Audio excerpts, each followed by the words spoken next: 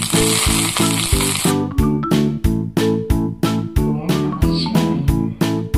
Friends, welcome back to our channel Nunna Surekha. అందరికీ నమస్కారం అండి. మీరు బాగున్నారా? నేను బాగున్నానండి.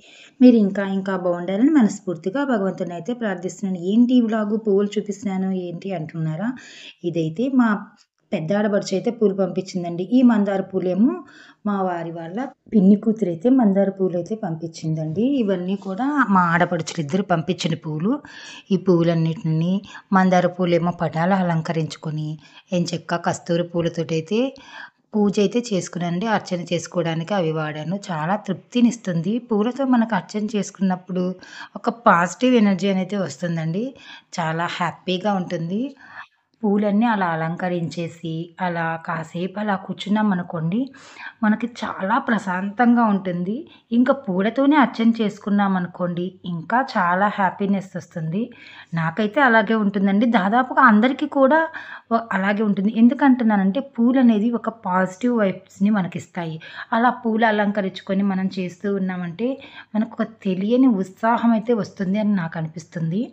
ఇంకా దీపారాధన అయితే చేసేసి అర్చన చేసుకోవడానికి ముందుగా మనం ఆగమార్థం అయితే చెప్పుకుంటాం కదండీ! ముందుగా ధూపం ఇచ్చేసి ఆగమార్థం అయితే చెప్పేసుకొని పూజనైతే చేసుకుంటున్నాను. ఘంటానాదం కూడా మనం కరెక్ట్‌గా విన్నామంటే ఆ ఘంటానాదం నుంచి ఓంకార శబ్దం అయితే వస్తుంది. అర్చన మొత్తం పూర్తి అయిపోయాక చూడండి, పటాలు నిండా పూలతోటి ఎంత అందంగా ఉందో కదండీ! ఇలా పూజ మొత్తం చేసేసుకున్న తర్వాత అయితే నైవేద్యంగా పండ్లైతే సమర్పించుకున్నానండి. పండ్లు సమర్పించేసి ఇంకా హారతి అయితే ఇచ్చేసి ఈ రోజుటి పూజనైతే ఇలా ముగించుకున్నానండి. కొత్తగా ఎవరైనా మన ఛానల్ కానీ చూస్తుంటే ప్లీజ్ లైక్ చేసి సబ్స్క్రైబ్ చేయండి. ఓం నమః శివాయ. శివాయ గురవే నమః. ఎలాగో తెల్లవారుజామునే లెగుస్తాం కాబట్టి తెల్లవారుజామున లెగవడంతో మినపప్పు శుభ్రంగా కడిగేసి మంచినీళ్ళల్లో అయితే మినపప్పు నానబెట్టేసుకున్నానండి. ఇంక దాన్నైతే ఇప్పుడు మిక్సీ పడుతున్నాను గారెపిండి కోసము. త్వరగా అయిపోయే బ్రేక్‌ఫాస్ట్ ఏంది అనంటే నాకైతే ఇదే అనిపిచ్చిద్ది. ఎందుకంటే తొందరగా అయిపోతుంది కదండీ! ఇలా కొంచెం సరిపడా సాల్ట్ వేసేసుకొని మంచిగా మిక్సీ అయితే పట్టుకుంటున్నాను. ఈ లోపల బాండీలో కొంచెం ఆయిల్ పెట్టుకున్నామనుకోండి, వేడెక్కిద్ది కదా మిక్సీ ఏసే లోపల. అందుకని కొంచెం ఆయిల్ అయితే పోసి స్టవ్ ఆన్ చేశాను. ఇదిగోండి బ్యాటర్ అయితే ఇలా రెడీ చేసేసుకున్నాను మెత్తగా, స్మూత్‌గా. నిన్న దేవుడి దగ్గర కొట్టిన కొబ్బరి చిప్ప అయితే ఉందండి. ఇంకా అందుకని ఫ్రెష్‌గా ఉంది కాబట్టి కొబ్బరి చట్నీ అయితే బావుంటుందని కొబ్బరి చట్నీకైతే రెడీ చేస్తున్నాను. దాంట్లో కొంచెం శనగపప్పు కానీ ఏసుకున్నామంటే బావుంటుందండి. కొన్ని శనగపప్పు వేసి మిక్సీకి రెడీ చేశాను. ఈ లోపల ఆయిల్ కాగిపోయింది కాబట్టి కొంచెం రౌండ్‌గా పునుగుల్లాగా వేస్తున్నానండి. గారెల్లాగా వేయకుండా. ఇలా అయితే త్వరగా అయిపోతుందని. ఎందుకంటే మా బాబు స్కూల్‌కి వెళ్ళాలనమాట. ఈరోజు ఎగ్జామ్ ఉంది వాడికి.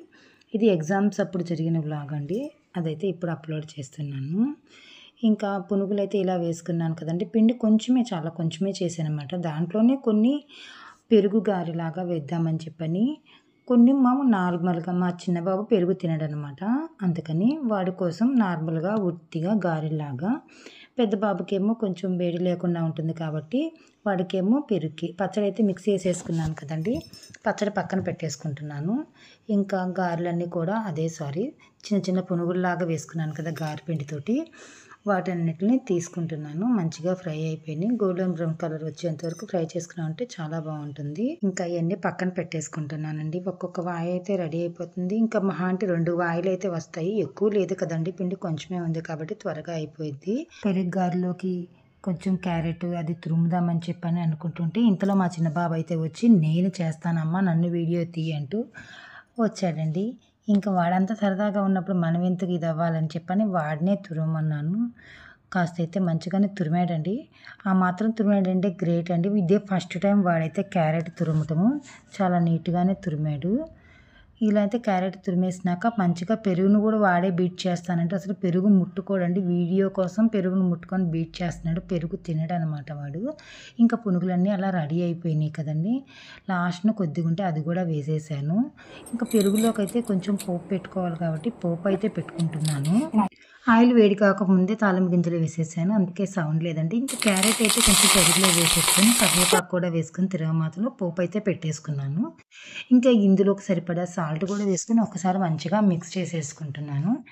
మనం ఆల్రెడీ ముందుగానే పునుగులైతే రెడీ చేసి పెట్టుకున్నాం కాబట్టి దేవుడికి 2 అయితే తీసి పక్కన పెట్టేసి మిగిలిన పునుగులన్నిటిని కూడా ఇందులో వేస్తున్నాను.